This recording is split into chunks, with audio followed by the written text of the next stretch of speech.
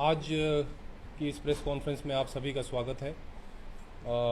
ये press conference जो आज की गई है ये एक इम्पॉर्टेंट मुद्दा जो हमारे यहाँ पे एक एफआईआर रजिस्टर हुई थी थाना अंब में, जिसमें धारा 302 लगी थी, उसके बारे में एक ब्रीफिंग के लिए आप लोगों के साथ आज हम रूबरू हुए हैं। ये घटना जो है 5 तारीख को लगभग 4:30 बजे पुलिस कंट्रोल रूम के माध्यम से थाना अंब में हमको इन्फॉर्मेशन मिली थी कि प्रताप नगर, अंब में प्रताप नगर स्थित एक घर में एक लड़की की डेड बॉडी जो है वहाँ मिली है।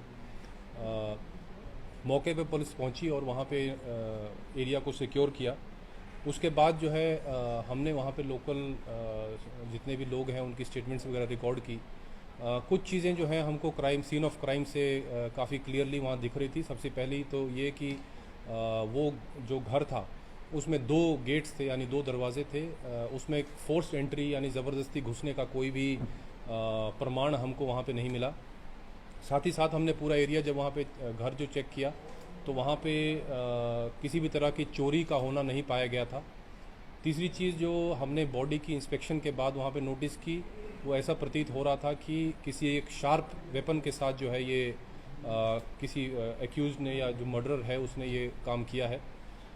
इसके बाद मौके पे हमने कुछ साक्ष्य इकट्ठे किए। आरएफएसएल की टीम जो है मौके पे आई थी धर्मशाला से। साथ ही साथ डॉग स्क्वाड के साथ भी हमने पूरा एरिया जो है वहाँ पे चेक किया।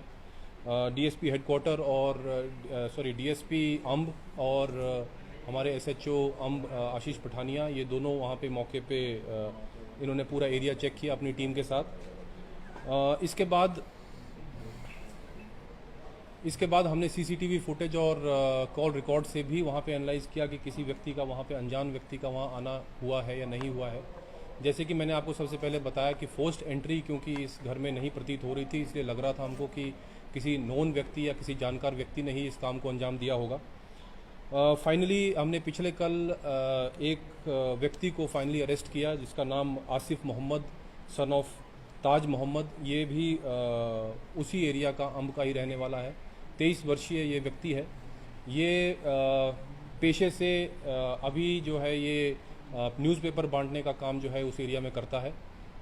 साथ ही साथ ये इससे जब हमने इंटरोगेशन की गई तो इसने ये बताया कि ये लगभग एक साल पहले इस घर में जो है इसने प्लम्बिंग का काम भी किया था और उस टाइम से ये वहाँ पे जाता रहता था या लड़की को जानता था या पहचानता था।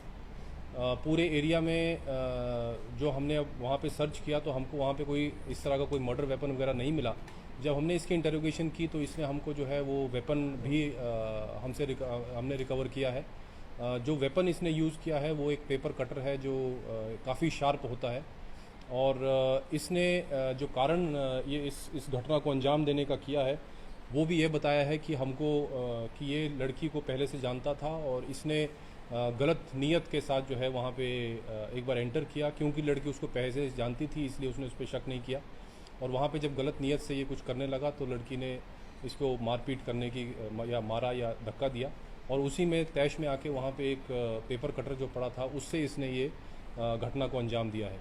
हमको कुछ एविडेंसेस भी वहाँ पे मिले हैं जिसमें कुछ अहम एविडेंसेस जैसे हमारे को डीएनए और इस तरह की चीज़ें मिली हैं। बाल और कपड़े जो है, कपड़ों में भी हमको कुछ ब्लड स्टेन्स मिले हैं। और तीसरा जो मैंने बताया, जैसे कि आपको बताया कि मर्डर वेपन भी हमने रिकवर किया है। इसके अलावा इलेक्ट्रॉनिक एविडेंसेस हमारे पास हैं।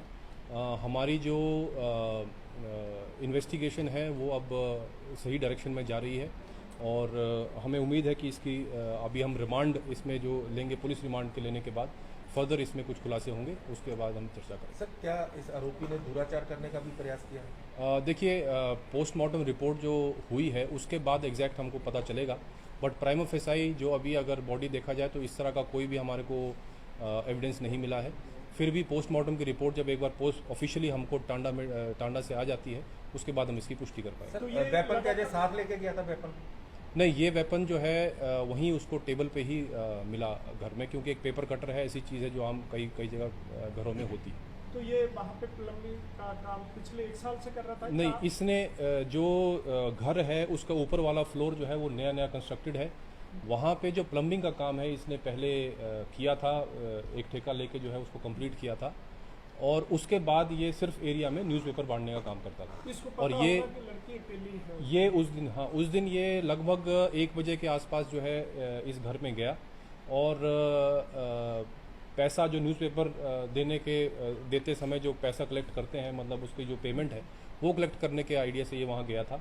पर जैसे मैंने कहा, इसको किसी तरह की इन्फेचुएशन थी या लड़की से ये सोचता था कि वो इसको कुछ इस तरह के गलत नीयत से देखता था, तो इसके चलते इसने ये एंट्री की और ये काम किया। सर कॉल एनालिसिस में कुछ निकल के सामने आया? किसमें जी? जो कॉल्स वगैरह की एनालिसिस। हाँ, उसको हम अभी एनालाइज कर रहे हैं। उसमें भी हमारे पास एविडेंसेस हैं जिसमें इसकी मूवमेंट उस एरिया में है। इसके अलावा कुछ लोगों ने भी स्टेटमेंट्स या इसमें देखा है इसको उस एरिया में आसपास उस समय, तो इसका हमको बिल्कुल इलेक्ट्रॉनिक एविडेंस हमारे पास है। व्हाट्सएप मैसेज या नहीं, ये हमको अभी इसमें कोई भी मिला नहीं। ये फ़ोन के माध्यम से या टेलीफोन के माध्यम से इससे बात नहीं करता था। ये बस कभी बाजार में आना जाना या इस तरह की चीज़ के समय जो है उसको पहचानता था लड़की। सर ऐसा भी पता चला है कि लड़की की बड़ी वल्गर ढंग से व्हाट्सएप पे चैटिंग होती है, ऐसा भी कुछ है? नहीं जी, ऐसा देखिए, ये किसी मृतक के ऊपर हम वो चर्चा टिप्पणी नहीं करेंगे। कोई इस तरह का हमको एविडेंस नहीं मिला है। जैसे मैंने कहा कि ये एक्यूज़ के साथ, सॉरी जो हमारा ये एक्यूज़ है इस केस में, उसके साथ कोई भी हमको चैट अभी तक नहीं मिली है। फिर भी हम इसके जो फोरेंसिक लैब से जो डिटेल हमको आएगी उसके बाद हम चर्चा सर आज लोग आंदोलन में वहाँ काफी प्रदर्शन ज्यादा कर रहे हैं। हंगामा हो रहा है, इंक्लूडिंग अगर सोशल मीडिया की बात करें तो वहाँ पे काफी मैसेज आ रहे हैं कि ऊना में भी ऐसा हो सकता है, तो इसके लिए पुलिस देखिए, ये ज़रूर है कि कुछ लोगों ने इसके बारे में अभी मेरे से चर्चा की कि भाई ये इस तरह की घटना नहीं होनी चाहिए। प्रिवेंटिव पॉइंट ऑफ व्यू से हमने काफ़ी निर्देश जो है हम समय समय पे देते रहते हैं। महिला सुरक्षा हमारा एक प्रायोरिटी इशू है, बट फिर भी हम ये रिक्वेस्ट करते हैं जैसे कहीं भी अगर किसी टेनेंट को या किसी व्यक्ति को आप काम करने के लिए अपने वहाँ पे बुलाएं या कोई भी व्यक्ति को आप ठहराएं, तो उससे पहले वेरिफिकेशन जो है हमको पुलिस के द्वारा ज़रूर करवाएं। सेकंड बात यह है कि सीसीटीवी कैमरे जितने भी उस एरिया में लगे हुए थे वो अनफॉर्चुनेटली जो है कोई भी काम नहीं करता था। सभी में लाइव फीड थी, कोई भी रिकॉर्डिंग जो थोड़े बहुत चलते भी थे वहाँ पे रिकॉर्डिंग नहीं थी, इसलिए वो सीसीटीवी लगाया ना लगाया एक ही बात हो गई और उसकी हमको मदद नहीं मिल पाई। और ये एक डेटरेंट इफेक्ट भी होता है व्यक्ति पे कि पुलिस की और जो भी हम सीसीटीवी कैमरा की वहाँ पे नज़र है। तो मैं यही अपील करूँगा सभी से कि हमारी मदद करें। हमने कंट्रोल रूम जो है 3 जगहों पे पूरे ज़िले में बना रखे हैं और उसमें लगभग 75 साइट्स जो है हमने तैयार कर रखी हैं।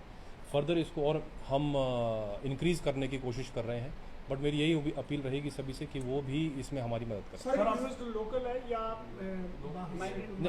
एक्यूज लोकल है, एक्यूज वही अम्ब एरिया का ही। इसमें जैसे लोग अब प्रदर्शन कर रहे हैं, कुछ हिंदू संगठन भी हैं, तो इसको धार्मिक एंगल से भी देखने का प्रयास हो रहा है उसमें, क्योंकि वो अगर वो क्लियर नहीं होगा तो कई बार वैसे ही बढ़ जाता है जी। उसको कैसे? नहीं, देखिए इसमें धार्मिक एंगल का तो कोई अभी तक कोई भी एविडेंस नहीं है इस तरह का।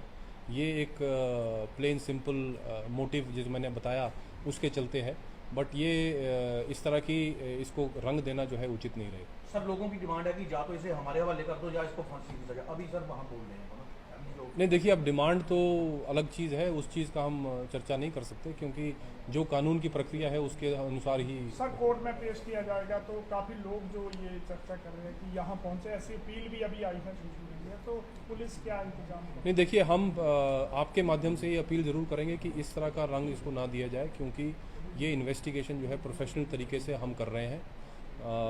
जो एविडेंसेस हमारे पास हैं वो भी काफ़ी पक्के एविडेंसेस हैं।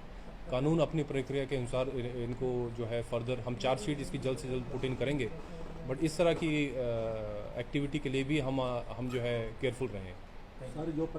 एक दूसरा मुद्दा जिसके बारे में चर्चा करना मैं चाह रहा था और हमारे एसएचओ सदर भी यहाँ प्रेजेंट है, वो मुद्दा है जो अभी एक इशू पिछले कल रेज हुआ जिसमें एक सिख युवक को जो हमारा कांस्टेबल्स का रिक्रूटमेंट एग्ज़ाम हुआ उसमें बैठने नहीं दिया गया, ऐसे एक शिकायत पत्र। अच्छा वेट कर लो,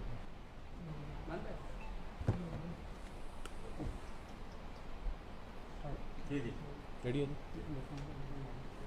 जी सर। एक इशू जो आजकल रेज हुआ है वो इससे संबंधित है। पिछले कल भी यहाँ पे कुछ लोगों ने मेरे को डीसी साहब को जो है इसकी रिपोर्ट दी कि एक सिख युवक जो है उसको एग्ज़ाम देने से रोका गया, जो हमारा पुलिस रिक्रूटमेंट का एग्ज़ाम पिछले महीने हुआ था। उसमें उस युवक ने अपना कारण ये बताया कि उसको मौके पे रोका गया और क्योंकि वो एक कड़ा पहन के आया हुआ था इसलिए उसको नहीं जाने दिया। इसके संबंध में हमने पिछले कल भी कुछ लोग जो इसके बारे में एजिटेट कर रहे थे उनसे चर्चा की और उनको मैंने आश्वासन दिया है कि इसकी पूरी तह तक हम जाएंगे और पूरी इंक्वायरी इसकी डिटेल में करेंगे। पर फिर भी मैं कुछ फैक्ट्स आपके सामने ज़रूर रखना चाहूँगा। हमारे पुलिस रिक्रूटमेंट में पुलिस हेडक्वार्टर के दिशा निर्देश अनुसार हमने सभी एंट्री पॉइंट्स पे मेटल डिटेक्टर्स जिसको बोलते हैं DFMD, door frame metal detectors, वो लगा रखे थे। इसके साथ ही साथ हैंड हेल्ड जो मेटल डिटेक्टर्स होते हैं वो भी लगा रखे थे। हमारे वहाँ पे पुलिस ड्यूटीज़ तैनात थी और महिलाओं के लिए अलग और पुरुषों के लिए अलग ड्यूटीज़ लगी हुई थी और उनको फ्रिस्किंग करने के बाद ही अंदर दिया जा रहा था, क्योंकि जैसे कि आपको पता है आजकल कई तरह के गैजेट्स कई बार यूज़ करते हैं चीटिंग के लिए, तो उसको प्रिवेंट करने के लिए ये चीज़ किया गया था। साथ ही साथ वहाँ पे जैमर्स भी लगे हुए थे जिससे कोई इस तरह की गतिविधि ब्लूटूथ डिवाइसेस इत्यादि कोई प्रयोग ना कर पाए। हमारे SHO सदर जो है वहाँ मौके पे प्रेजेंट थे, उनकी ड्यूटी उस एंट्री गेट पे थी। साथ ही साथ SDPO हरोली जो गेस्टेड ऑफिसर हैं उनके पास वो सेक्टर जो है वो इंचार्ज थे उस सेक्टर के। लगभग 16,000 के आसपास कैंडिडेट्स की हमने वहाँ पे भर्ती कराई है और उसमें जैसा कि जाहिर है कई सिख समुदाय के बच्चे भी वहाँ पे उन्होंने पार्टिसिपेट किया और उन्होंने एग्ज़ाम दिया। इस सभी फ्रिस्किंग की जो है हमने वीडियोग्राफी की है जो हमारे पास अभी रिकॉर्ड में प्रेजेंट है और वो डिटेल्ड वीडियो रिकॉर्डिंग है। हमने किसी भी तरह की चीज़, ये दिशा निर्देश पहले ही प्रेस नोट के माध्यम से और आपके माध्यम से लोगों को दिए थे कि कोई भी वैल्यूबल चीज़ या इस तरह के गैजेट अपने पास साथ ना लाएं पेपर देने के लिए। बट इस तरह की गतिविधि या इस तरह की एक्टिविटी क्योंकि ये एक व्यक्ति के साथ हुई है उसके ऊपर मैं अभी फर्दर इंक्वायरी ज़रूर कर रहा हूँ। हमारे SHO सदर यहाँ पे जो मौके पे प्रेजेंट थे वो भी यहाँ प्रेजेंट हैं। अब मैं अनुरोध करूँगा कि ये भी अपनी डिटेल जो है एक इसमें बताएं और इस तरह की कोई एक्टिविटी अगर हुई हो तो मेरी नॉलेज में ये अभी आया। हालांकि हमने वीडियोग्राफी जो मैंने चेक की थी और कुछ आपको भी हमने वीडियो क्लिप्स दिए थे, उसमें कुछ बच्चे जो खासकर जो अमृतधारी सिख होते हैं उनके जो कृपाण और कड़े इत्यादि ऐसी चीज़ें वो साथ में ले जाने के लिए हमने अलाउ किए हैं और वो हमारे पास उसकी वीडियो रिकॉर्डिंग भी है। पर फिर भी ये जो एक स्पेसिफिक मुद्दा मैं बता रहा हूँ उसकी हम इंक्वायरी जो है सेपरेटली करेंगे। सोमवार तक का समय जो है मैंने कहा है कि सोमवार तक हम इसकी रिपोर्ट जो है फाइनलाइज करके जो शिकायत करता है उसको दे देंगे। मैं SHO सदर से अनुरोध करूंगा कि ये उस डिटेल में ये बताएं कि वहाँ पे इस तरह की कोई एक्टिविटी हुई कि नहीं हुई। हालांकि ये इशू इंक्वायरी का है बट फिर भी वहाँ मौके की स्थिति के बारे में आपके माध्यम से बताएं। थोड़ा आगे इधर आ जाओ देवराज, आप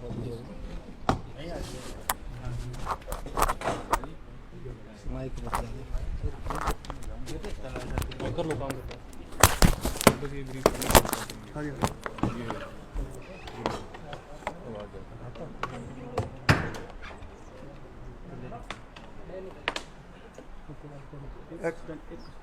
एग्ज़ाम वाले दिन मेरी ड्यूटी KC कॉलेज यहाँ पे हमने DFMD लगाए हुए थे, तो पुलिस अधीक्षक महोदय के आदेशानुसार हम सभी कैंडिडेट्स को वहाँ से चेक करके एक एक को चेक करके अंदर भेज रहे थे। रश बहुत ज़्यादा था उस दिन और हमारे पास टाइम भी कम था, 2 घंटे में हमने सभी को चेक करके अंदर भेजना था।